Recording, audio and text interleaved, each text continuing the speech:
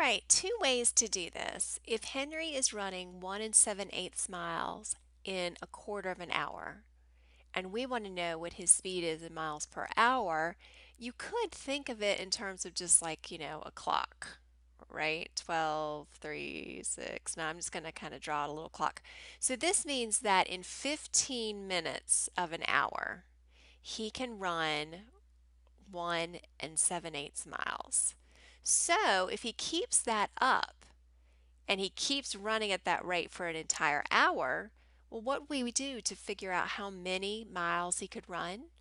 Well, this is a fourth of an hour, so we would have another 1 7/8 down here, and another 1 7/8 down here, and another 1 7/8 down here.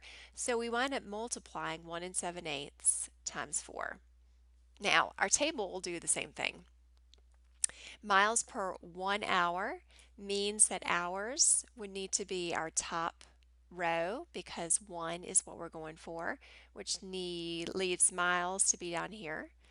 And now we fill in, let's see, 1/4 would go with the hours, 1 7/8 would go with the miles. And now what do we multiply by to get to 1?